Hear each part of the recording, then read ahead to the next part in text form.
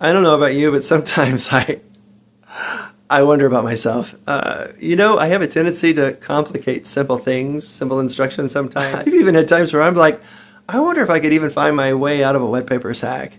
But gratefully, the Lord will, in different situations, will come down to my level to show something to me in a way that I can't mess it up. So on one of those occasions when I was out on the road in prayer with the Lord, I don't know what I was praying because I try to draw from the Holy Spirit what to pray. He'll give me pictures and I'll pray into those, and so that's so while I was praying, the image of a gal from junior high popped up on the bank. We'd had a terrible her image popped, and so I kept praying, but she didn't go away. So I paused and I looked over her direction and I said, "Father, I've forgiven her. Haven't I forgiven her? Father, from the bottom of my heart, I release Joni. I forgive her and I release her." I continued praying. Up on the bank, the images of two guys, petty conflicts, troubled. I said to the Lord, "Haven't I forgiven anybody? What does forgiveness look like?" I didn't know that in that moment he was going to show me what it looks like.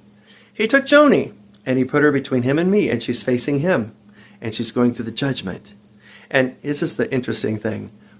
From in her torso, in lower part of her body, was a big flip book. Like the animations, you flip the pages real fast and the animation moves.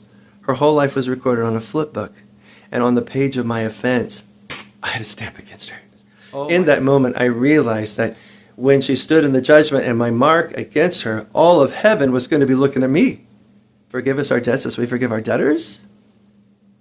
And I fell into a heap of tears, and I cried out to the Lord. I said, "Father, I remove my mark from her, and that she knows that I forgave her when she stands before you.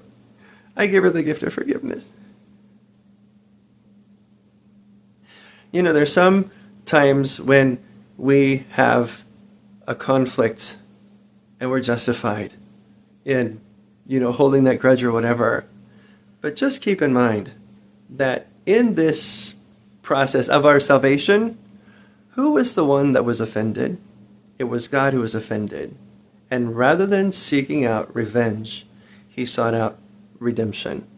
And he even went so far as to pay the price so that we could be in relationship with him.